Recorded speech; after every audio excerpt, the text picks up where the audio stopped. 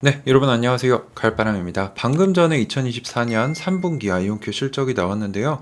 제가 라이브 번역을 진행을 하면서 핵심 포인트들을 잘 집어놨어요. 그래서 이것들을 우리가 분석을 해보고 저의 의견을 말씀을 드릴 건데, 거대한 변곡점 앞에 섰다라고 저는 봅니다. 그래서 저는 어떻게 생각하는지, 어떤 자료들이 나왔는지 같이 공부를 해보도록 하겠습니다.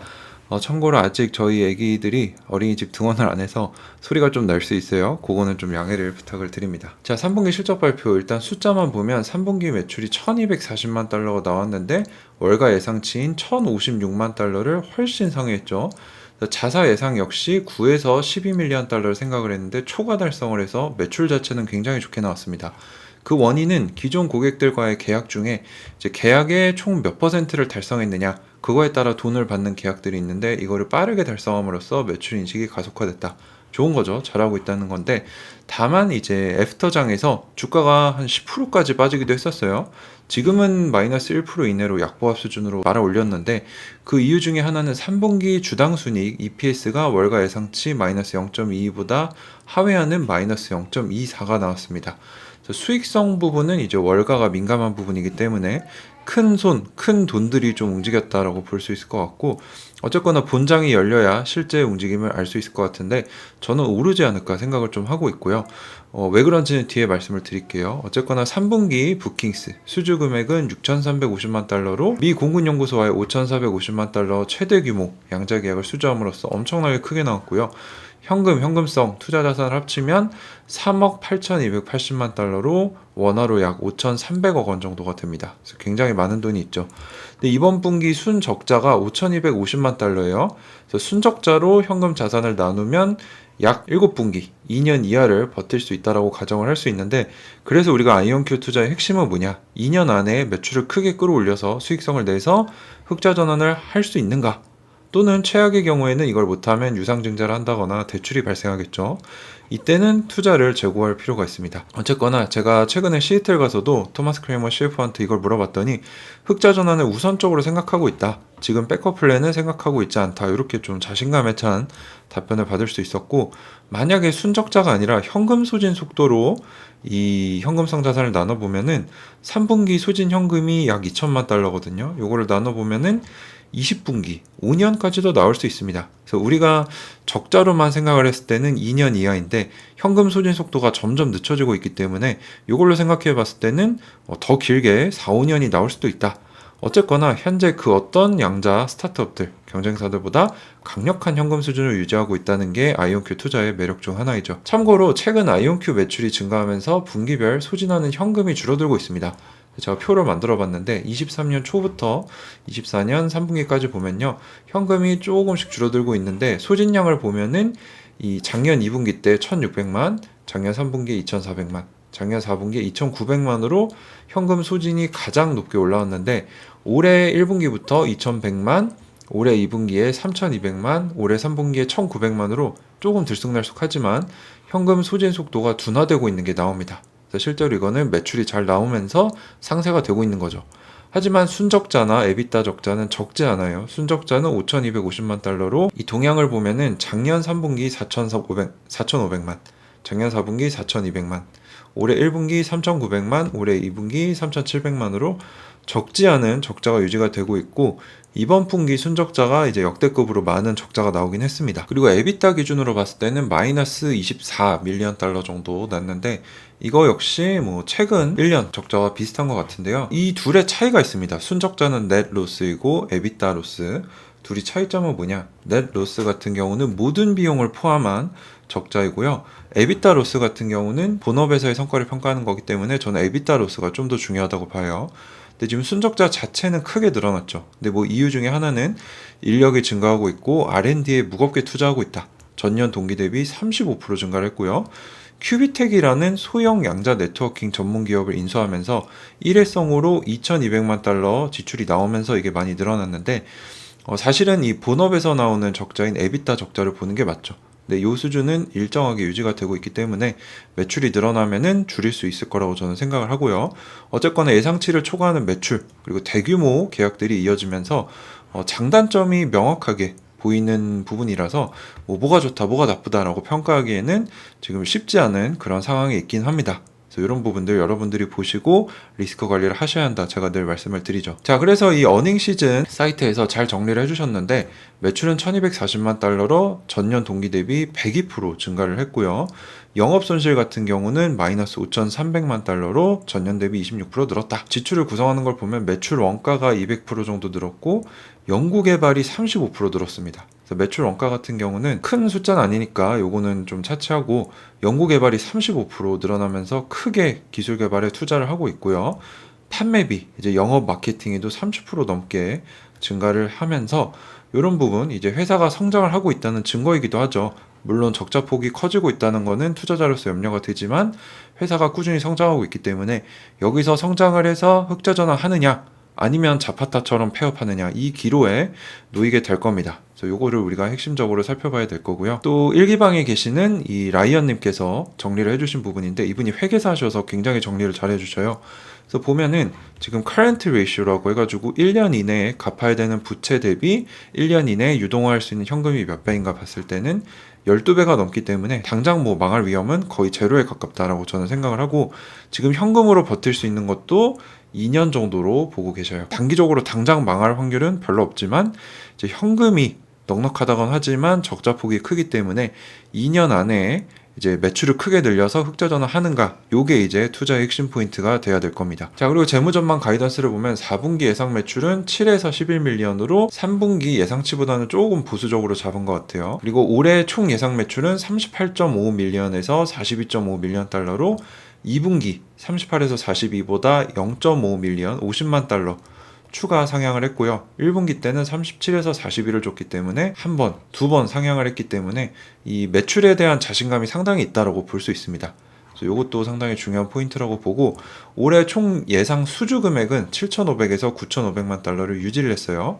근데 이거는 이미 23년 4분기 실적 발표 때 얘기했던 7천만에서 9천만에서 한 번 상향된 수치를 유지하고 있는데 이 토마스 크레이머 CFO도 얘기했지만 이 수주는 정확하게 계약이 언제 나오느냐를 말을 하기 때문에 예상하기가 쉽지 않다고 합니다. 계약이 어떻게 될지 모르고 틀어질 수도 있고 오래 걸릴 수도 있기 때문에 하지만 피터 체프맨 CEO는 여러 공식석상에서 올해 1억 불 수주를 강조를 했어요. 이게 이제 기술 기업들의 주요 마일스톤인데 그래서 저는 올해 1억 불 수주를 달성 가능할 것이라고 예상을 하고 있습니다. 또 4분기 실적 발표 내년 2월에 살펴보면 알 수 있겠죠. 자, 그리고 상업적 하이라이트가 상당히 중요한데 이 미 공군 연구소의 양자 네트워킹 관련된 5,450만 달러 700억 원이 넘는 대규모 계약을 체결하면서 주가 상승이 시작이 됐죠. 그리고 이게 미 공군 연구소와 체결한 세 번째 계약이고 4년에 걸쳐 체결될 예정이기 때문에 이게 중요합니다. 미 공군이 아이온큐를 봤을 때 얘네 거 좀 쓸만하다, 유망하구나 라고 생각하고 지속적으로 계약을 한다는 거기 때문에 이제 정부 수준에서 어느 정도 검증이 됐다라고 저는 보고 있고요. 또 아이온큐와 이 긴밀한 관계를 유지하고 있는 메릴랜드 대학교와 900만 달러 규모 계약을 체결을 해서 이 메릴랜드 대학교 내에 아이온큐와 같이 설립한 국립양자연구소에서 최첨단 아이온큐 양자 컴퓨팅 접근을 제공하고 있다. 그리고 양자 네트워킹 회사인 큐비텍이라는 회사를 인수하기로 했다. 그래서 인수 비용으로 2,200만 달러, 원화로 한 308억 원 정도 현금을 지불했는데 사실 제가 계속 말씀드리지만 아이온큐가 현금이 많다고는 하지만 넉넉하진 않거든요. 2년 정도밖에 버틸 수 없기 때문에. 그럼에도 불구하고 2년 전에는 인탱글 네트워크스라는 캐나다의 포토닉 인터커넥트를 발전시킬 수 있는 기업을 한 10명 정도밖에 안 되는 작은 기업이긴 했지만 그 기업을 인수를 했고요. 이번에는 양자 네트워킹 비즈니스를 확장하기 위해 큐비텍이라는 회사 역시 300억이 넘는 거액을 주고 인수를 했다는 거는 그만큼 로드맵에 대한 확신이 있고 공격적으로 투자를 한다는 거기 때문에 이런 부분은 이제 경쟁사들이 인력을 줄이고 매출이 안 나오는 거랑 상당히 상반되는 모습이라고 저는 생각을 합니다. 굉장히 승부수인 거죠. 그래서 피터 체프맨 CEO의 승부수가 이번에도 먹힐지 좀 지켜봐야 될 것 같고 큐비텍은 양자 네트워킹 하드웨어, 양자 네트워크 보안 분야에서 118개의 특허를 보유하고 있어서 양자 네트워킹의 선도적인 위치를 강화할 수 있도록 아이온큐를 도울 거다. 큐비텍의 인수는 아이온큐가 양자 네트워킹 시장을 확장하는 중요한 발판이 될 것이고 시너지 효과가 크다라고 아이온큐 CEO가 얘기를 했습니다. 그리고 아이온큐의 양자 네트워킹 사업이 이제 현금 흐름을 긍정적으로 만드는데 크게 기여할 거라는 거죠. 그래서 양자 하드웨어 판매도 하는데 이제 양자 네트워킹 분야도 진출을 하기 위해서 이 회사를 인수를 했다는 겁니다. 우리는 아이온큐가 양자 컴퓨터뿐만 아니라 양자 네트워킹을 중요한 인프라로 삼고 있다는 점을 높이 평가했다. 그래서 아이온큐와 큐비텍이 합쳐지면서 양자 기반 인터넷을 현실로 만드는데도 중요한 진전을 이룰 것이다. 그래서 양자 네트워킹이 양자 컴퓨터를 여러 대 연결해서 큰 양자 컴퓨터 만드는데도 기여를 하지만 양자 인터넷을 만드는데도 기여를 합니다. 근데 양자 인터넷은 지금 세계가 흘러가고 있는 방향이거든요. 이게 구현이 된다면 보안적으로도 훨씬 더 탄탄해지기 때문에 이런 부분도 아이온큐가 새로운 매출처로 노리고 있다는 거죠. 그래서 아이온큐가 최근 발표한 여러 양자 네트워킹 관련 소식과 맞물려 있는 인수인데 이제 미 공군연구소와 5,450만 달러 규모 계약도 양자 네트워킹 관련된 계약이었다는 거죠. 그리고 포토닉 인터커넥트 역시 여러 양자 칩들을 연결해서 큰 양자 컴퓨터를 만들기 때문에 일정 부분 양자 네트워킹이기 때문에 아이온큐가 가고자 하는 로드맵과 이 새로운 비즈니스인 양자 네트워킹 그리고 큐비텍 인수까지 모두 맞물려 있기 때문에 비용을 최대한 아끼면서 큰 시너지를 내기 위해서 아이온큐가 또 현명한 선택을 한 것 같고요. 또 이뿐만 아니라 이 양자 컴퓨터가 처리 과정을 모른 채 운용할 수 있도록 해주는 이 양자 보안을 보장해주는 계약 역시 ARLIS라는 육군 응용연구소와도 4년간 4천만 달러 규모로 체결을 했는데 이거 역시 양자 네트워킹이다. 그래서 아이온큐가 기존에는 양자 컴퓨터 하드웨어만 판매를 했는데 이거를 이제 네트워킹으로 확장해 가고 있는 변곡점에 있다라고 볼 수 있습니다. 그리고 양자 네트워킹 비즈니스가 상당히 커질 것이라고 피로조편 CEO가 예상을 하고 있죠. 자, 그래서 큐비텍이라는 회사를 봤더니 양자 네트워크의 하드웨어 소프트웨어를 설계 구축하는 회사이다. 지금 직원은 한 25명 정도 되고 어떤 미국 기업들보다 양자 통신 분야에서 많은 특허를 보유하고 있다. 그러니까 결국에는 특허 그리고 그 인력을 300억을 주고 샀는데 과연 인탱글 네트워크스 때처럼 시너지가 날 건지 요거는 지켜봐야겠죠. 그리고 이미 회사의 파트너 고객 목록에 GE, 버라이존, 에어로스페이스, L3 해리스, 나사, 미국 에너지부, 국방부와 같은 굵직굵직한 고객들을 그대로 가져오는 거기 때문에 앞으로 좋은 시너지가 날 거라고 저는 생각을 합니다. 자, 상업적 하이라이트 계속해서 보면은 이 부분이 상당히 중요한데 아스트라제네카 이제 제약 바이오 기업에서 탑티어죠. 여기와 협력해서 새로운 양자 어플리케이션 개발 센터를 만들겠다. 그래서 신약 개발, 탐색에 아이온큐 양자 컴퓨터를 아스트라제네카가 쓰겠다는 거는 사실 엄청난 소식입니다. 스웨덴 예테보리에 있는 바이오 벤처 허브에서 어플리케이션을 같이 개발할 거다. 그리고 엔시스라는 기업, 여기는 저는 잘 몰랐는데 이제 공돌이 분들이 댓글을 주셨는데 이 회사의 소프트웨어를 쓰지 않고서는 일을 할 수 없다라고 하더라고요. 엔지니어들은. 그래서 시뮬레이션을 가속화하고 설계 탐색을 확장, 제품 개발 일정을 단축화할 수 있도록 이 양자를 활용할 수 있도록 엔시스와 파트너십을 열었다. 양자 전문가와 비전문가도 쉽게 시뮬레이션에 액세스하고 양자 역량을 쓸 수 있도록 하겠다. 아스트라제네카는 직원 수만 8만 명, 연매출 40조 원으로 글로벌 매출 기준으로는 탑10 안에 드는 상위권 제약 기업이고요.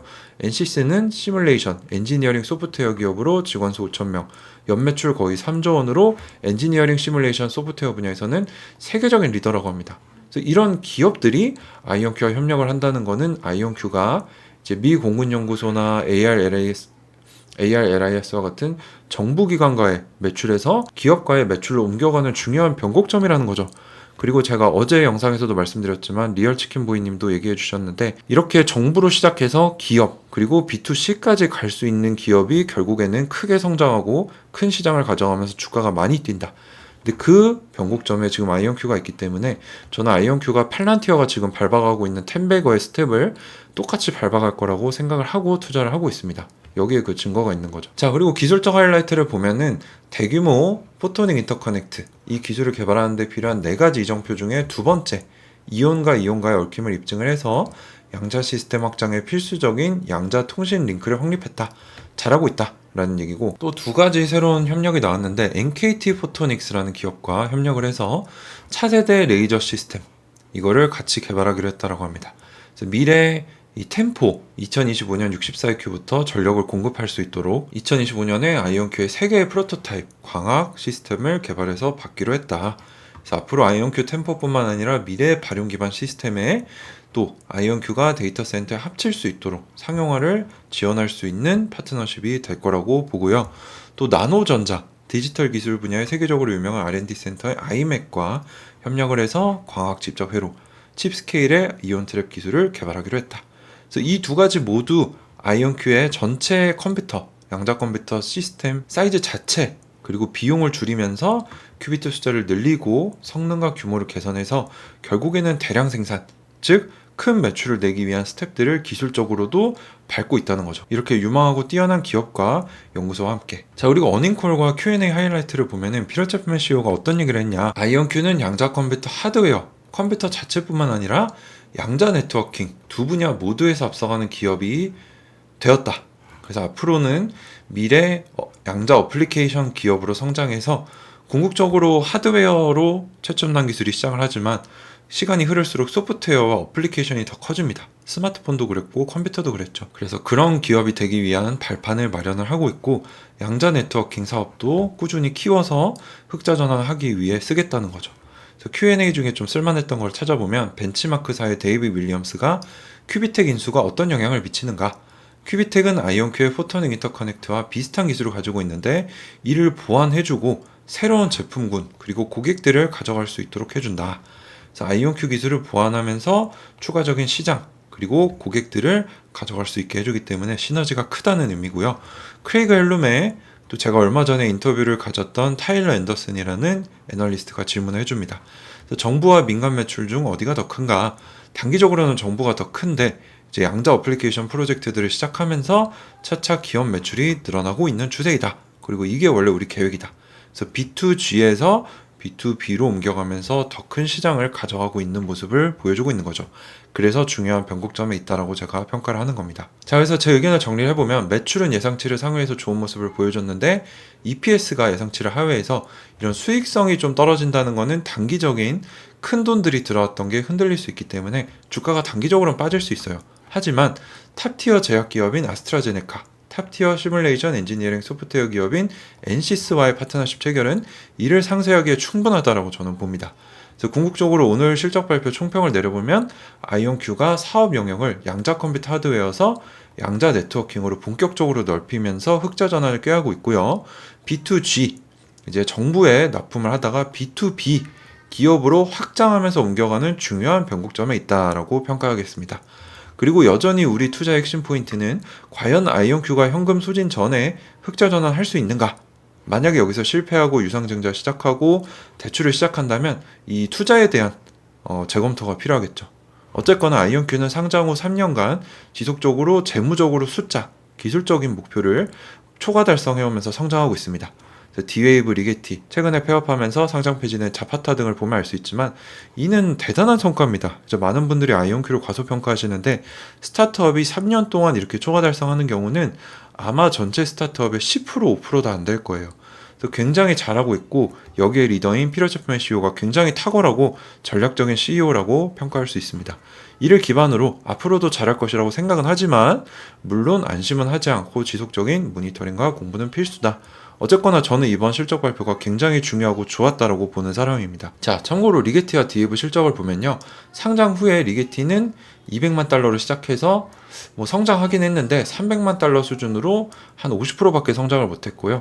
D-Wave는 2240만 달러로 첫 분기 매출을 냈는데 아직도 지지부진합니다. 그래서 이런 기업들에 비하면 아이온큐 같은 경우는 165만 달러로 시작해서 지금은 이거 오타입니다. 1240만 달러로 10배 가까이 8배, 9배 성장을 빠르게 해왔기 때문에 아이온큐가 독보적으로 앞서고 있다라고 숫자로도 볼 수 있는 거죠. 자, 어쨌거나 아이온큐가 거대한 변곡점에 섰다라는 걸 보여주는 중요하고 좋은 실적 발표였고요. 저는 아이온큐가 여전히 잘하고 있다라고 생각하고 제 주식을 홀딩할 예정입니다. 자, 여러분 생각은 어떠신지 또 댓글로 남겨주시면 좋을 것 같고요. 오늘도 끝까지 시청해주셔서 감사합니다. 도움이 되셨다면 구독과 좋아요 한 번씩 부탁드립니다. 감사합니다. 가을바람이었습니다.